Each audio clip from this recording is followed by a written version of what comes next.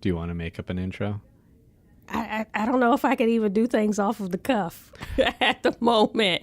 I mean, you have an intro. Do I have an intro? Well, you said things about it. I'll try one. And then whoever, let's do this. Get this intro on. Whoever's cutting it can just choose whatever one. Don't even cut it. Just let this baby ride. No, we can't just ride like an eagle.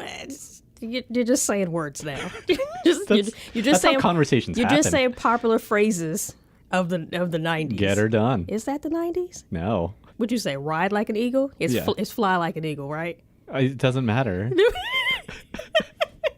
Who's to say who's right and who's wrong in this world? The person who originally made up that quote.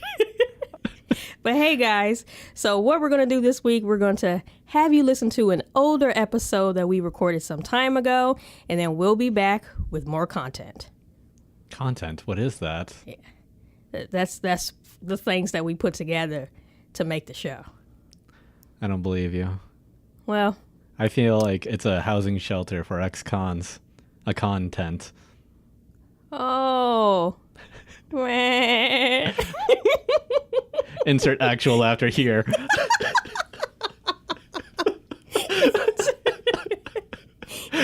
Get me a laugh that actually means something to me. Oh, wait. Perfect. Nailed it. This is Uncouth Tangents. I am your host, Doug. And I'm B. Welcome to the show.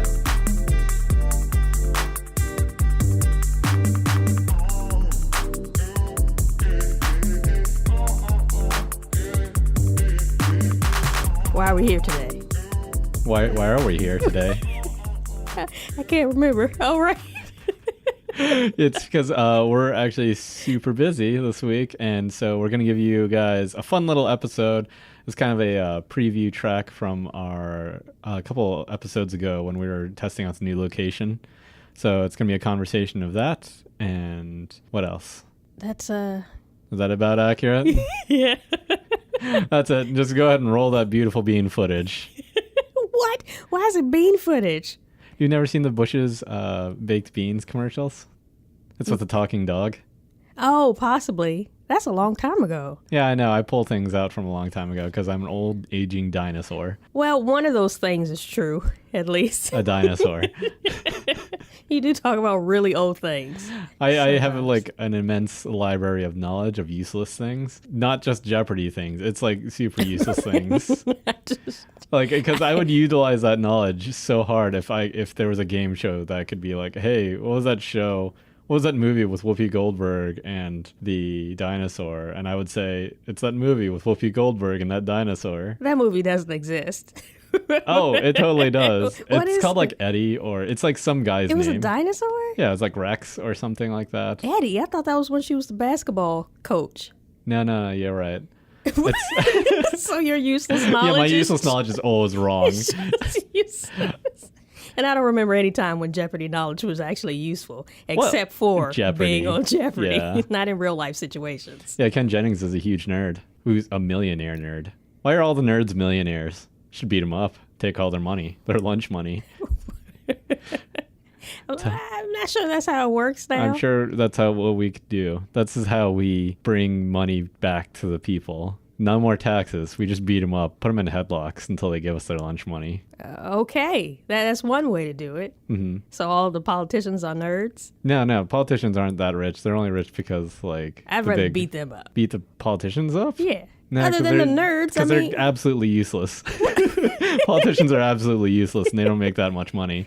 Nerds are very useful. Oh, let's beat them up. Just beat them all up. All the rich ones.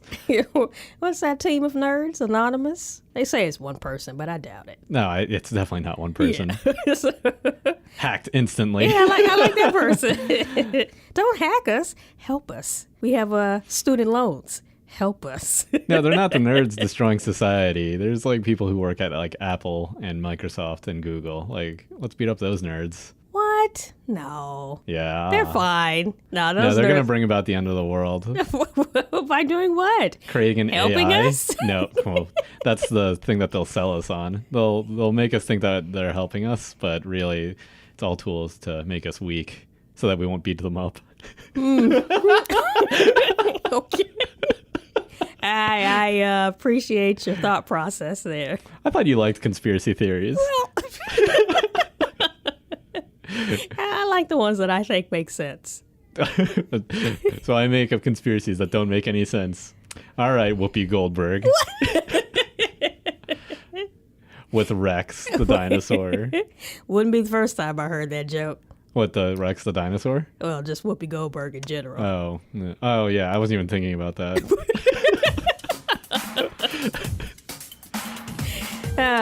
Good times. Here's the episode and the beautiful bean footage that was promised to Tio. Stay tuned.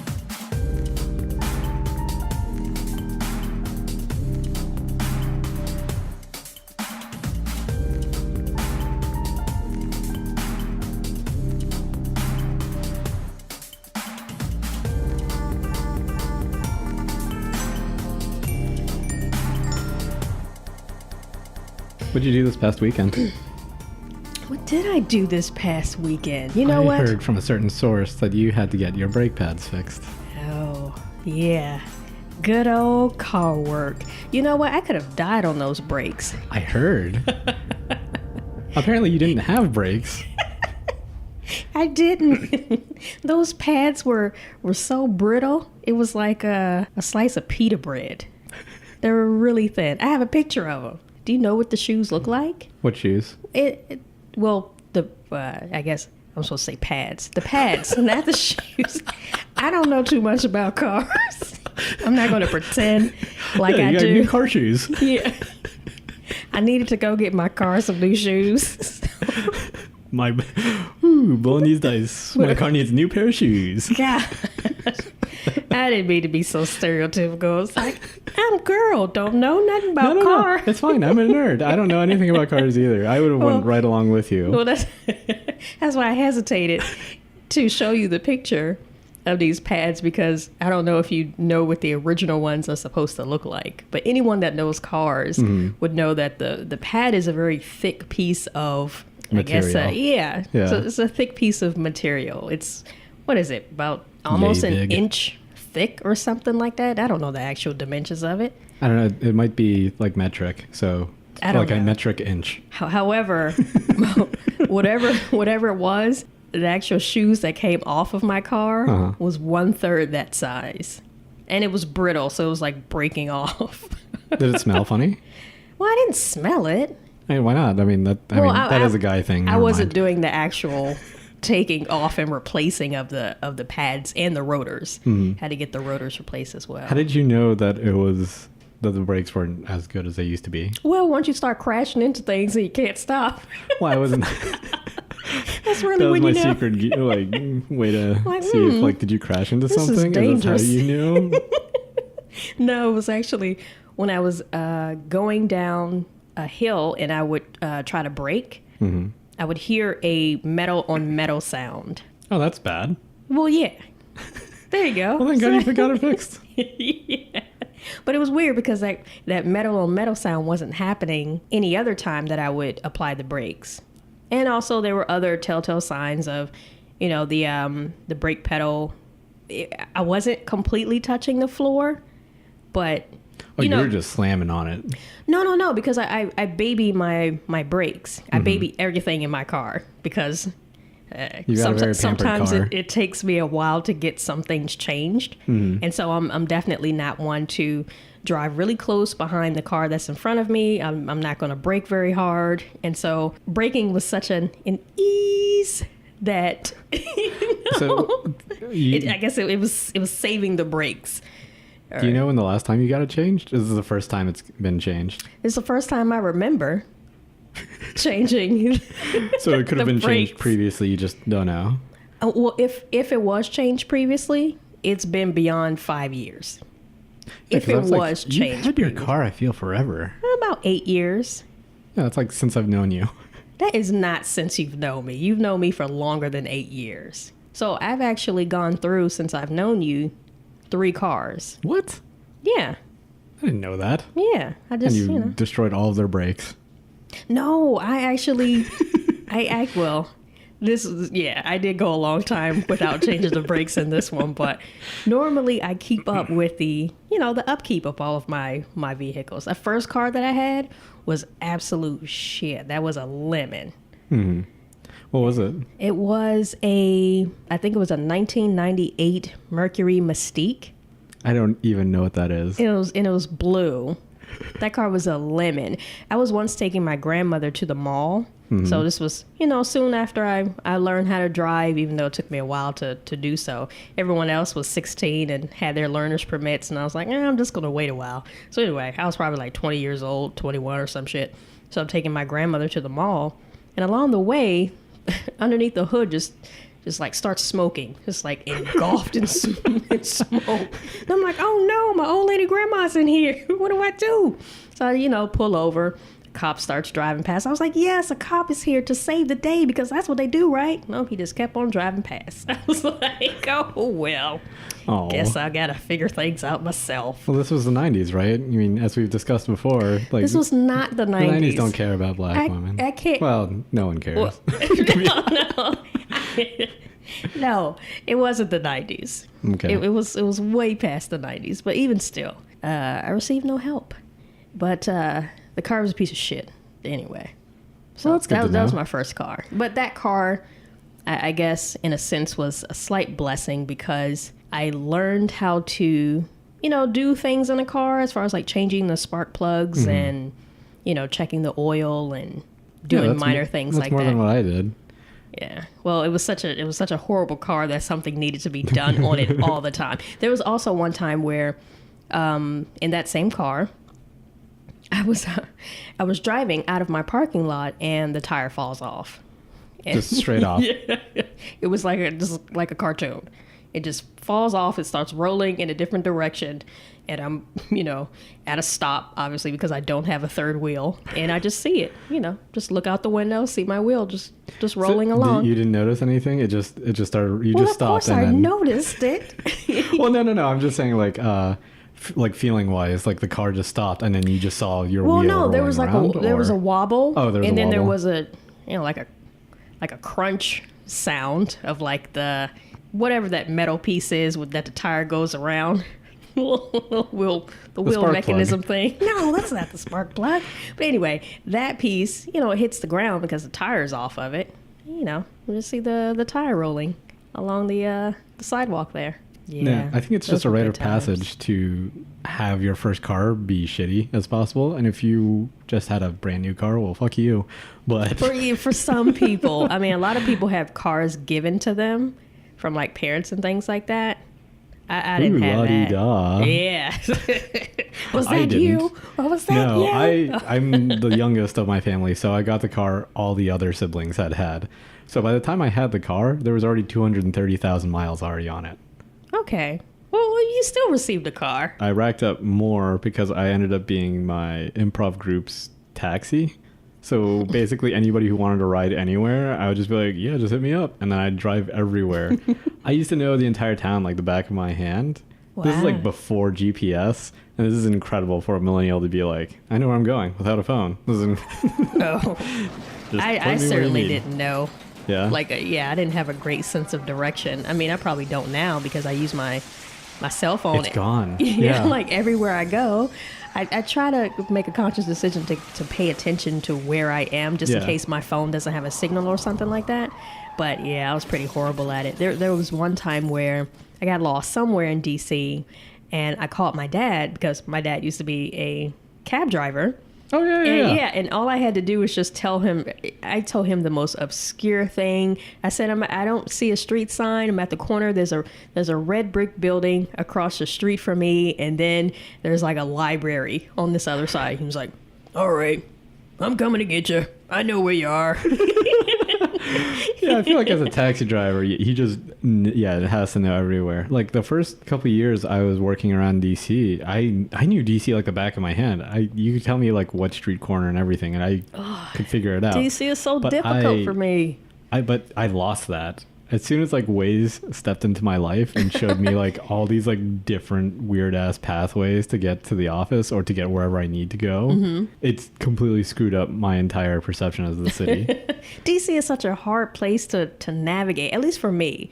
Because there's so many one-way streets. I mean, even if the GPS is telling me to go down a certain street, half the time you can't make a left turn during certain hours. Yeah. And so DC for me just gives me the most anxiety ever. I mean, I feel like once you get, okay, so if you're a tourist driving around DC, or if you're living in Virginia or Maryland and kind of freaked out, the easiest way to remember how things go is that numbers are going north and south, and letters are going east and west, and states are diagonals.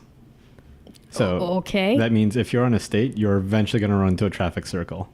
So something like Florida Avenue or Connecticut. Or good piece of advice. Yeah. I never knew that. Really? I just learned that right now. Okay, so some people who drive around DC might not know that either. So I certainly don't know. Yeah, so that's kind of the general pathways of DC that you can kind of guide yourself on. Like 14th and U is like where all is like kind of party zone. Oh, U Street. Yeah. Oh, is that why I know where U Street is? And then 9th is kind of like a little bit more towards the center of the city, which is where Verizon Center and everything is. Oh, okay. Yeah. Oh, yeah. I know where that is. Is that close to Chinatown? Yeah. Yeah, there you go.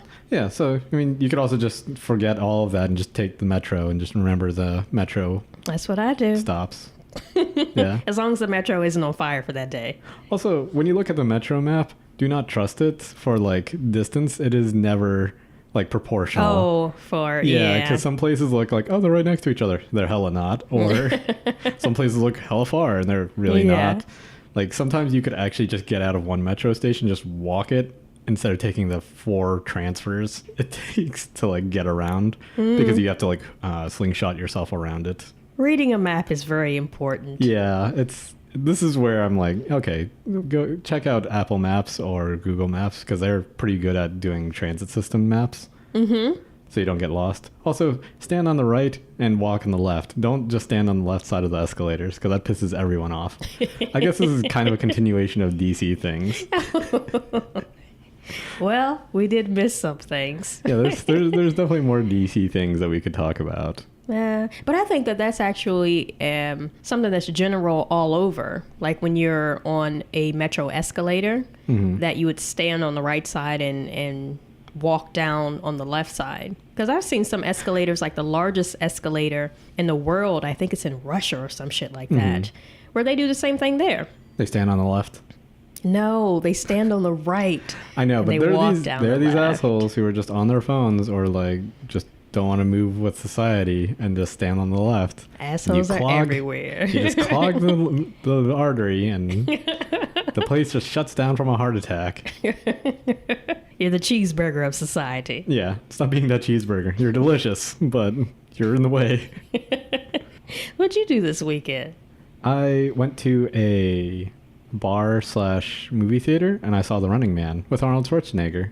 What? Yeah, it was really fun. I actually hung out with these random people afterwards, and they're very cool. A bar movie theater? Yeah, it's not a huge theater. It's more of a bar than theater. And what I like about it is that's very like home feeling. It's a very mom and pop kind of feel. So do you see the projector? Yeah. It's really not that big because there's like medium room. There's like limited seating, but they still allow you to like stand if you want to just stand at the bar and watch the movie. But it gets fairly quiet. They have a decent sound system. Really? Yeah. I was going to say that sounds pretty loud. Being at the bar setting of them popping open bottles and you're like, be quiet, I'm trying to watch the movie. It actually gets, people are very respectful. That's why I like this venue and the group of people who are there, because they actually are interested in seeing the films that they play. So Running Man was just a fun one that they did. They're playing a bunch of other neat art house films, some experimental, some foreign animation movies, like Japanese anime that they're going to be showing in a couple weeks that I really want to go to. It's this guy who combined a bunch of different art styles because he wanted this surrealist kind of look. Does like it goes from like rotoscoping his face. I love that shit. Yeah, to doing like really childish hand drawings, and it's basically like one huge dream sequence, and it gets really interesting to watch. But yeah, no, it was really fun, and I had a great time out there. That sounds awesome. What area was this? It's actually kind of down the ways from our office. Sorry, I'm getting distracted because we kind of have to leave. All right, well, that's really a half episode. We do have a few minutes left. No. Your finger is on the trigger.